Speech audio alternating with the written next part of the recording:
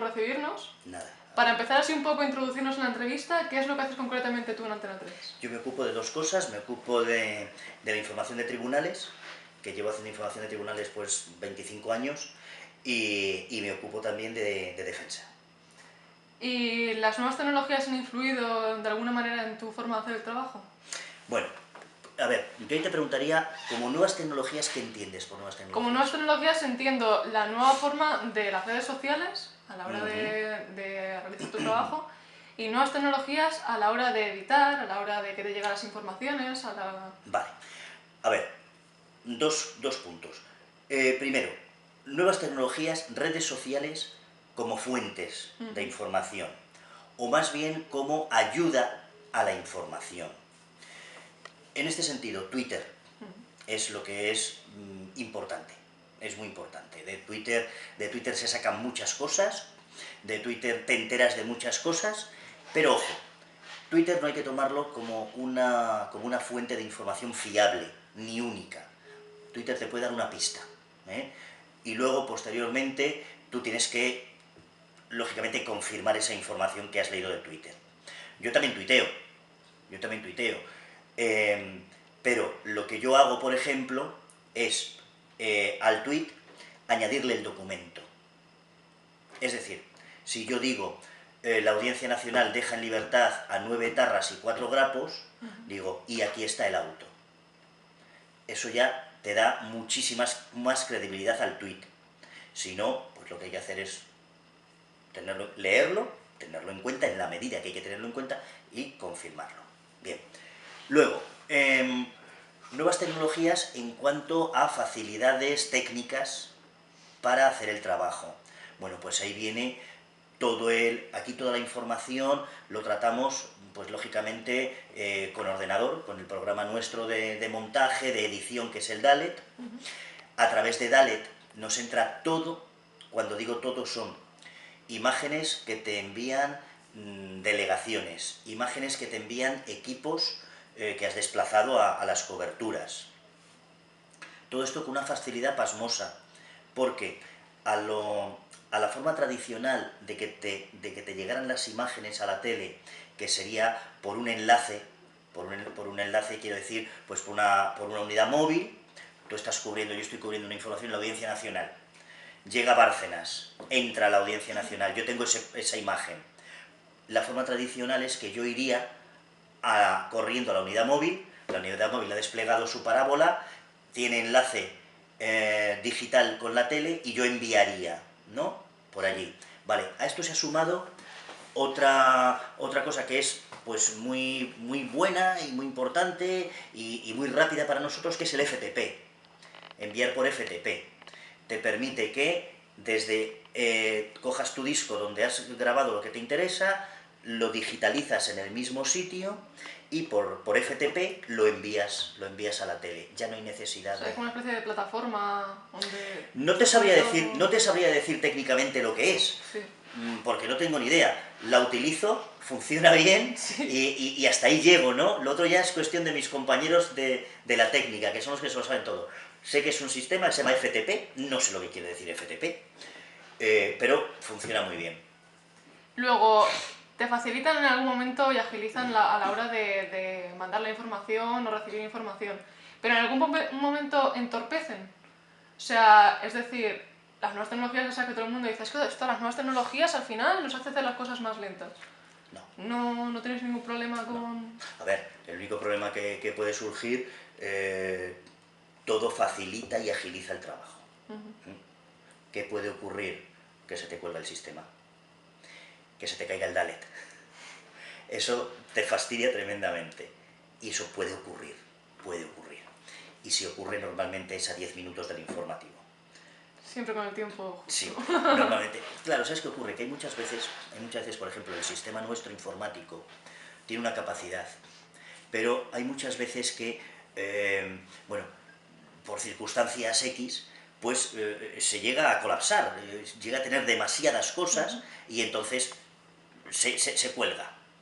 Ocurre muy poco, pero puede ocurrir.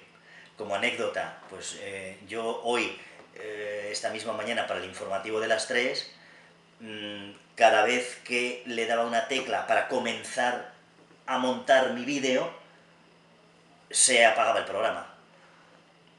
Y una vez, y otra vez, y otra vez. Y claro, esto eran las 2:15, las 2:30, las 3 menos cuarto, y ya empiezas a ponerte un poco nervioso, ¿no? Y ya llamas a los compañeros de la técnica, los superusuarios que se llaman, y ya...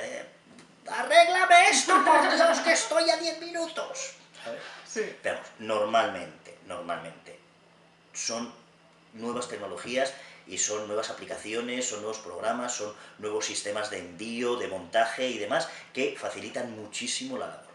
Muchísimo. En relación con lo que dices ahora, ahora las nuevas tecnologías han hecho al periodista un periodista multifunción. Tú creas la información, tú te editas tu vídeo, tú produces el mismo. ¿Eso puede repercutir en que al final hay una peor calidad de la información? No lo creo. Mira, hay dos fases en la información de televisión, ¿no? O hay dos épocas en la información de televisión, antes de la era digital y después de la era digital. Antes de la era digital, bueno, pues tú ibas con tu compañero el cámara, grababas en una cinta y luego te metías en una salita de edición y con unos magnetoscopios y tal, pues montabas. ¿Qué se hacía normalmente en esa época? Bueno, pues que digamos que el periodista se ocupaba de la parte más literaria, por así decirlo, y el cámara, que era montador también de la noticia, pues junto con él montaba, pero llevaba él más la voz cantante en la parte de la imagen.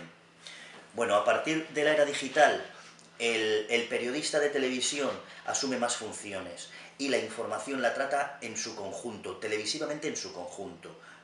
Va con su compañero de cámara, que es una cosa, es imprescindible para un periodista de televisión, estar en perfecto tándem y en perfecta consonancia con su compañero el cámara. Se graban las cosas, pero ya es el propio periodista el que no solamente escribe, sino que también monta. O sea que, digamos que los periodistas de televisión somos periodistas y un poco directores de cine, también. Luego, el fenómeno real time, que ahora hay con las redes sociales, ¿qué opinas sobre el real time? Porque a veces suele pasar que se cuelan algunas erratas de por medio. Claro, es lo que te decía antes, cuidado.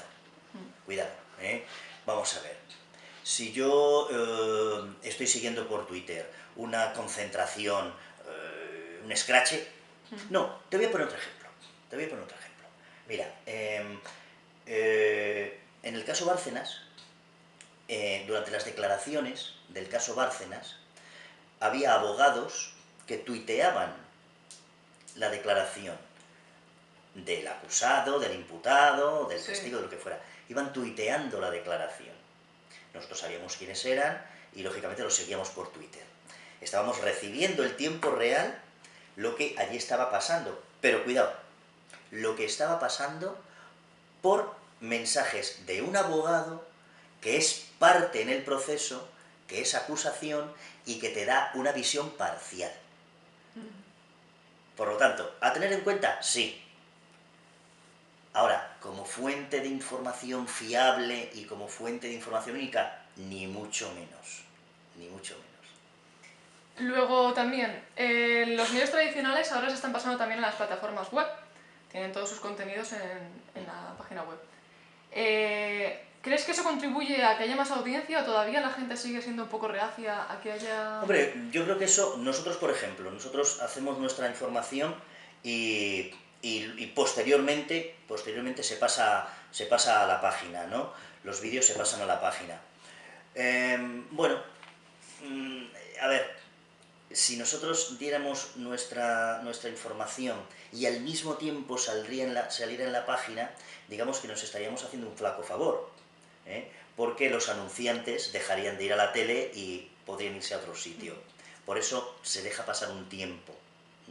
¿Para qué? Pues para que el que quiera, que vea la tele, y luego, si quiere administrar esa información o ese programa a la carta, pues que lo haga.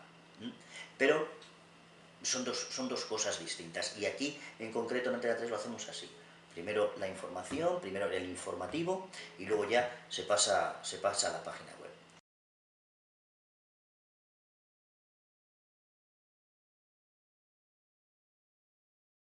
ser algo así que... No lo sé muy bien, no te Mm. sabría decir. No te sabría decir. Sé que la página web hará cosa de un año, 2 años, una cosa así, se potenció muchísimo. ¿Mm? Lógicamente tienes que estar ahí, Mm. tienes que tener una página web potente, buena y de calidad, porque la gente va a internet, está claro, ¿no? Y porque la gente, bueno, pues si se ha perdido una cosa quiere recuperarla en internet. Pero no sé si hay un plan específico y Sí. demás. Sé que de un tiempo a esta parte sí que se potenció mucho. Luego el fenómeno que hay ahora del periodismo ciudadano. Mm, Hablando otra vez con el tema de las redes sociales, por ejemplo, también que estás metido en la historia de defensa, en el ejército hay mucha dificultad para tú conseguir hacer un reportaje, estás informándolo en internet y te ponen muchas pegas, tienes que hablar con el gabinete de comunicación de cada una de las partes.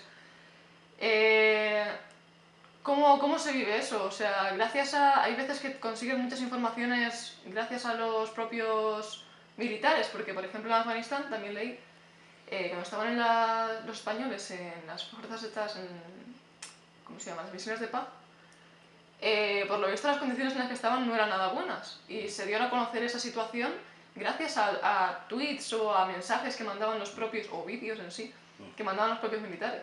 Bueno, vamos a ver, en la información militar es un tipo de información muy especial, porque es un tipo de información que afecta a la seguridad nacional.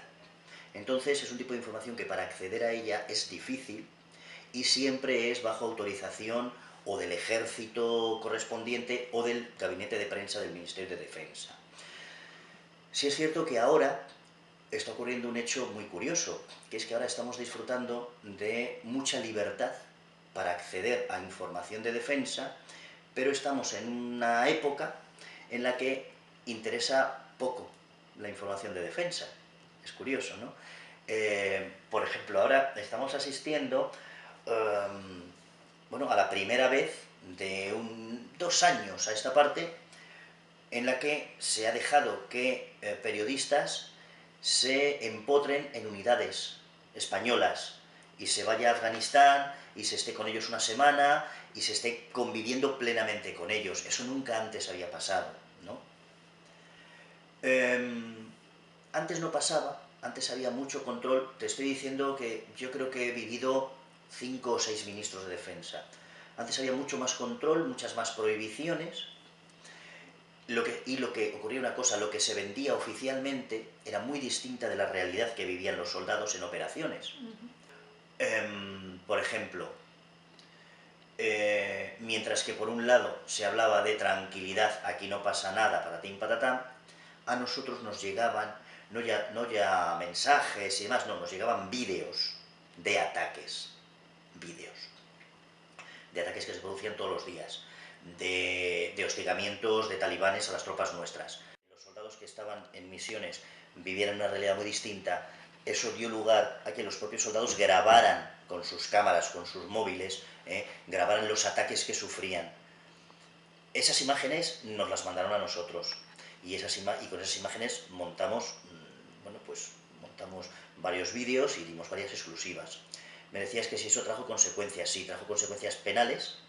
Se abrió un procedimiento militar, se detuvo a 2 personas y en esta misma casa, bueno, pues entró la Guardia Civil y nos tomó declaraciones como testigos a unas cuantas personas que habíamos intervenido y actualmente, bueno, pues el procedimiento yo creo que está un poco ahí, parado y a la espera bueno, de a ver cuándo se produce un juicio o lo que sea, si es que se produce. Decías también que ahora la información de defensa interesa poco. ¿Por qué interesa poco ahora? Pues mira, afortunadamente estamos ahora mismo en una situación en cuanto a la defensa, en cuanto a la información de defensa, que no pasa nada. Lo último que ha pasado, y se cubrió convenientemente, ha sido que las tropas españolas dejaron la base avanzada de Kalainau, en Afganistán. Del contingente de 1.500 hombres y mujeres que había ahí, únicamente se han quedado 300 en la retaguardia, que es la base de Herat, donde sobre todo pues, nos ocupamos del control aéreo y del hospital, y poco más. Entonces, afortunadamente, como no hay un ambiente, pues, de peligro, de amenaza exterior, o nada, no sé, pues que pueda llamar la atención y demás, pues es por lo que la información de defensa ahora mismo está muy, muy a la baja. Como se dice ahora, está en un perfil muy bajo. Luego, también, ¿crees que los entornos multimedia que se están creando crean nuevos retos éticos? ¿A qué te refieres con entornos multimedia? Con las nuevas tecnologías, las redes sociales y el avance de la tecnología parece que la intimidad, el plano de Claro, la intimidad, el plano de la... claro, es que vamos a ver, ahí entramos en lo mismo que te decía antes. Oye, si tú no eres periodista y sacas a Pepe Pérez en el jardín de su casa, y resulta que Pepe Pérez es una persona que tiene una cierta relevancia social, bueno, si tú no eres periodista, pues ahí lo has lanzado, ¿no? A ver, el periodista es distinto, ¿eh? El periodista tiene en cuenta que Pepe Pérez está en el jardín de su casa, por lo tanto está en un ambiente privado y por lo tanto sabe que tiene una serie de, bueno, de prohibiciones, por así decirlo, o de cosas a respetar, ¿eh? Aquí nos llegan muchísimas imágenes, muchísimas cosas grabadas por aficionados, por transeúntes, por gente que estaba allí. Yo te puedo asegurar que se compran muy pocas, muy pocas. Creo recordar que, mira, te voy a decir una de las cosas que no se han comprado. Recientemente me llamaron a mí para darme unas imágenes de una concentración fascista en la que, bueno, pues exaltaban una serie de símbolos nazis, etcétera, etcétera, patatín, patata. Recibimos las imágenes eran buenas, y pedían dinero. Ya de entrada, no. Y luego, ¿a qué llevaban? Se analizó. A ver, ¿a qué llevan esas imágenes? Son unas imágenes de exaltación fascista, de unos símbolos, de no sé qué, no sé cuántos. Pues mira, chico, este grupo no va a utilizar el altavoz de una gran televisión nacional para darse a conocer, Sí. ¿no? Entonces, por eso te digo, hay mucha diferencia entre lo que la gente pueda pensar que es un documento periodístico televisivo, y lo que luego el periodista lo trate y vea si realmente tiene importancia, tiene interés, no tiene interés, es adecuado a la línea editorial de su medio, no es adecuado. Son cosas totalmente distintas. Luego, ya vemos que los medios tradicionales últimamente están cerrando sus puertas público, hay varios que ya están Terrible, muy muy mal, terrible, el mundo está empezando a cobrar por su versión digital también. terrible. Por lo tanto, ya vemos que parece que todo se está orientando al mundo digital. ¿Dónde está el futuro del periodismo? Uf, ya quisiera saberlo yo. Ya ¿Dónde quisiera crees que saberlo yo. puede estar? Pues mira, no lo sé, no lo sé. Yo lo que sé es que desde el 2010 a esta parte ha habido casi 9.000 periodistas despedidos. 9.000 periodistas despedidos. Los informativos de esta tele los hacemos 245 personas. Date cuenta de la cantidad, vamos, apocalíptica de gente y de periodistas y profesionales que ha ido al paro. Y de medios de comunicación que se han echado a perder, ¿no? Medios de comunicación regionales, periódicos pequeños, grandes, tradicionales incluso, ¿no? Emisoras de radio, televisiones, todo, todo. O sea, la situación ahora es horripilante, es horripilante. Yo pienso que en el futuro va a haber mucho medio informativo en Internet. De hecho, ocurre una cosa, que es que incluso los periódicos, incluso El País, incluso El Mundo, cuelgan un vídeo, cuelgan su propio vídeo. Es decir, que asistimos ahí a una especie de Internet, lo que hace es unir un poco los tres medios tradicionales, ¿no? Prensa, radio y televisión, los une un poco. Pienso que en el caso de las teles, bueno, las televisiones nacionales grandes como somos nosotros, como es Telecinco, como es Televisión Española, como es La Sexta, como es Cuatro, yo pienso que van a seguir y seguirán y seguirán. Pienso que desarrollarán mucho más su información por internet de lo que está ahora. Y luego pienso, por ejemplo, que los periódicos cada vez les va a costar más seguir saliendo en papel y cada vez van a hacer lo que están haciendo ya, que es potenciar muchísimo su presencia en internet, incluso dando un medio híbrido de prensa, prensa en internet, quizás con, con mayor inmediatez, con mayor rapidez, con mayor cercanía a lo que está ocurriendo en el mismo instante, que luego en las páginas de papel, en las que yo pienso que se hará un periodismo un poco más o bastante más de análisis, de reflexión, de artículos, de opinión y con una información más elaborada, más lejos de la inmediatez y más cerca de la profundidad. Con la inmediatez se pierde totalmente o sea, se pierde mucha calidad de información, ¿crees tú? No. Hemos tenido un debate en clase sobre ello. No, yo creo que no. Yo creo que no. Lo que pasa es que una cosa es la inmediatez y otra cosa es el análisis. No es lo mismo que yo suelte. La Audiencia Nacional acaba de dejar en libertad a 9 etarras y 4 miembros del Grapo. Eso es inmediatez. Se ha producido ahora mismo y te cuelgo el auto. Eso es inmediatez, eso se busca en internet y eso está allí. Pero luego, yo quiero saber más. ¿Quiénes son? ¿Qué han hecho? ¿Por qué se les deja? Más profundidad. Y eso lo voy a encontrar en otro sitio. Lo voy a encontrar en otro sitio. Aunque las propias informaciones de internet te pongan enlaces hacia análisis, o hacia otras noticias relacionadas, pero normalmente son análisis y noticias relacionadas anteriores. Si tú quieres un análisis adecuado y relacionado con lo que está ocurriendo ahora, no lo vas a tener de forma inmediata. No lo vas a tener de forma inmediata, pero a lo mejor lo vas a tener al día siguiente o a las 6 horas. Y si tú buscas una firma de un escritor, de un político, de un filósofo que te analice eso, no lo vas a tener inmediatamente. A lo mejor lo vas a tener al día siguiente, como pronto, o a lo mejor lo vas a tener a los 3 días. Pero es distinto. La profundidad es muchísimo más honda que la que se está dando en la información en internet. Luego se me ha venido a la cabeza también sobre Twitter. También hemos tenido un debate hace poco sobre cómo se debe utilizar Twitter, tanto en políticos o personalidades públicas, ya sea también periodistas, por otro lado, ¿no? Tu Twitter de manera personal o solamente tu Twitter de manera profesional. Porque hay veces que se mezclan las dos cosas y te está diciendo me estoy tomando un café y luego te está soltando una noticia de la leche por otro lado, ¿sabes? Entonces, claro. ¿qué crees que se debería hacer? hacer? Vamos a ver, mira, nosotros hace tiempo, aquí en la tele, analizamos eso. Yo tengo mi Twitter. Yo soy periodista y tengo mi Twitter.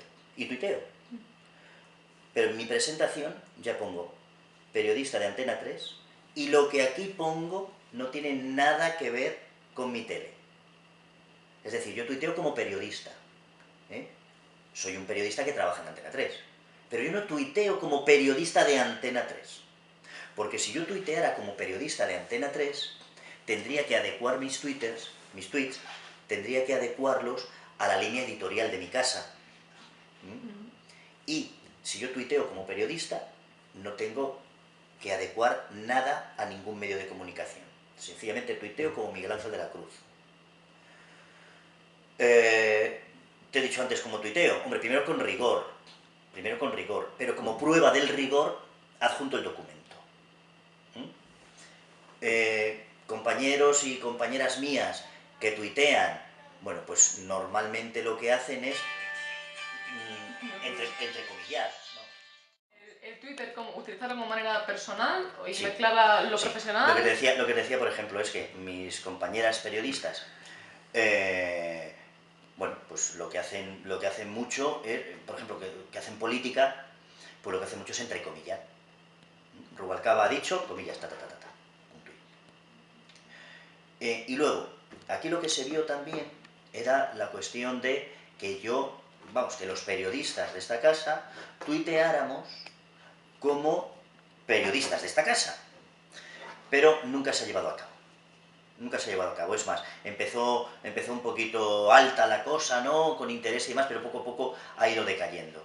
Sí que se llegó a hacer, pues, Twitter por secciones, fue bastante activa la sección de sociedad, y se utilizaba también un poquito como cebo para los informativos.